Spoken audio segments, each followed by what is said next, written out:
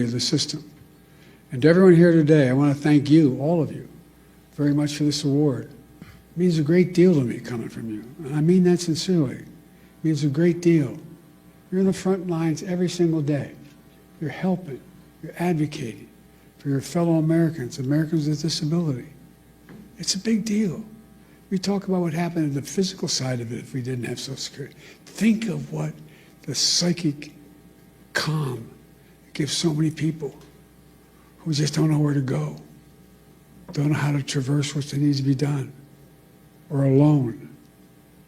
Last fall, on the White House lawn, we celebrated the anniversary of the Americans with Disabilities Act.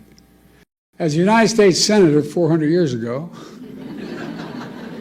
I was looking back on it. God almighty, I've been doing this 50 years. It's hell turning 40 years old, anyway.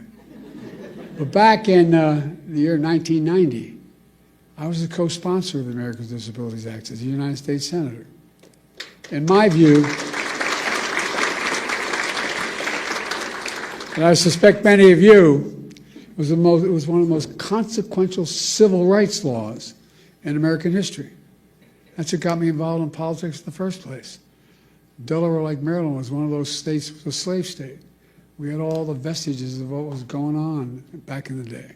We were one of those states that still, I remember moving from Scranton, Pennsylvania down to Wilmington, Delaware, and Cole died. My dad moved back to where we could get a job. I remember I pulled into, my mom would drive us on the Filton in Philadelphia, and we lived in an apartment complex. And she'd drive us it was only about half a mile to Holy Rosary School in Claremont.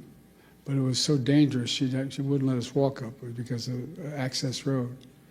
I remember pulling into the parking lot. Dude, this is crazy. I'd never seen hardly any black people in Scranton at the time when I was only going in fourth grade. And I remember seeing the kids going by at the time called colored kids on a bus going by. They never turned right to go to Claremont High School. I wondered why. I asked my mom, why? So in Delaware, they're not allowed to go to school, in public school, with white kids, honey. That sparked my sense of outrage as a kid, just like it does, and these young kids right here can tell you things affect them when they learn about something that's really just unfair and unjust.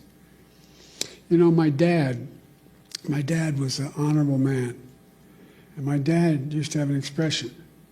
He said, Joey, your job's about a lot more. How is he not dead yet? I don't understand. I really thought he would have been dead by now. It's about being able to look your kid in the eye and say, honey, it's going to be okay, and mean it. Well, that's what you're all about. That's what the legislation is about. It's about dignity. Simple dignity. Everyone, they are. Making sure that more than 60 million Americans who are living with disabilities are treated with dignity is who we are as Americans. That's what it's about.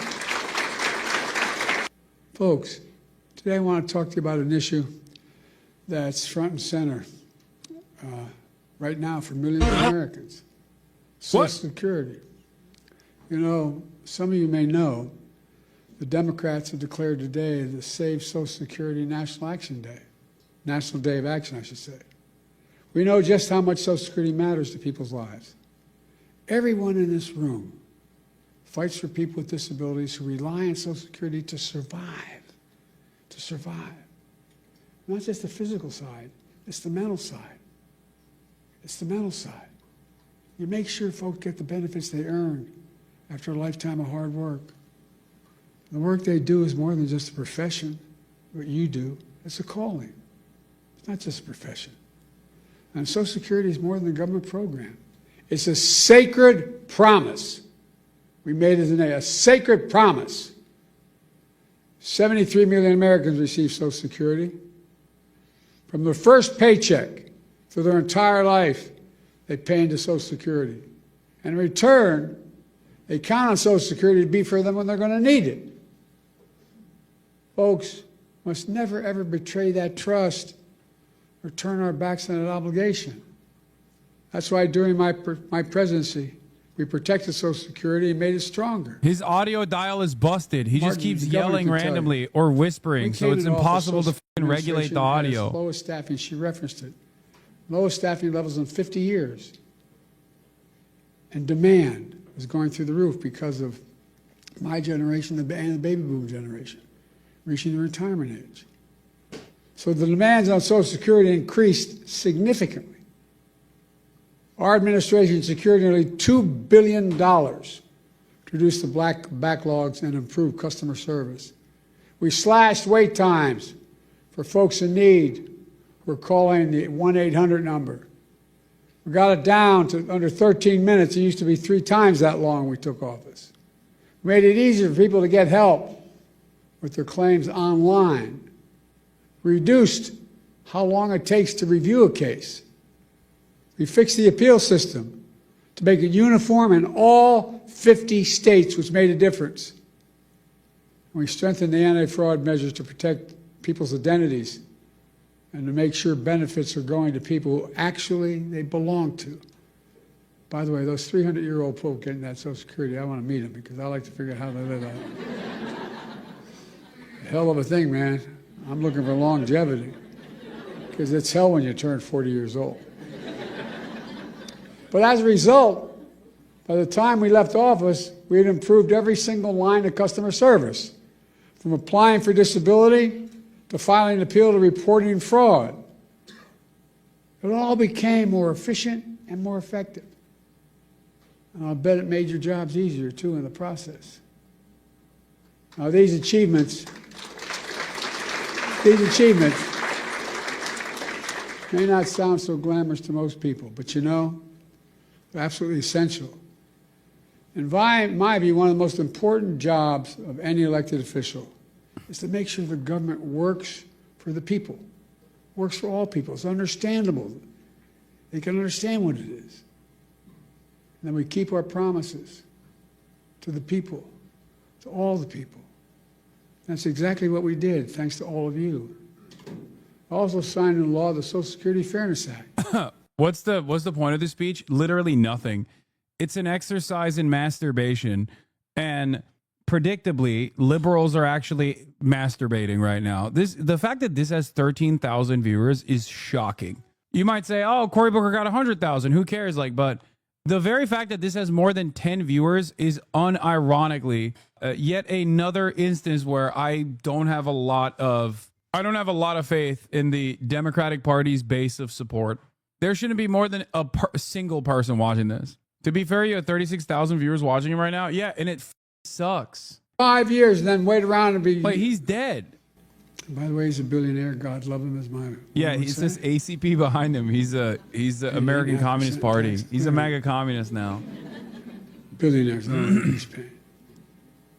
But when he talked about the possibility of the Social Security checks not going out this month, he shrugged it off. Here's what he said. He said his 94-year-old mother-in-law wouldn't complain, wouldn't bother her. She's probably a lovely woman. No kidding. Can you believe this guy was the president, dude? What about that 94-year-old mother living all by herself? Doesn't have a billionaire in the family. Or all the retirees who depend on that monthly check to feed themselves. How is he still going? Disabilities. How is he still going? What about all those people? That's who you fight for. So they so desperately need you. And folks, it's not just the Secretary of Commerce. We heard how others, empowered and emboldened by this administration, talk about Social Security. One of them called it a Ponzi scheme. A Ponzi scheme? What the hell are they talking about? People earn these benefits. They paid into that benefit. They rely on that benefit. And no one should take it away. You know, Franklin Roosevelt had a different view. He was president coming out of the Great Depression. He and all his colleagues saw great suffering, so much poverty. It also took steps to raise standard of living for ordinary Americans, including creating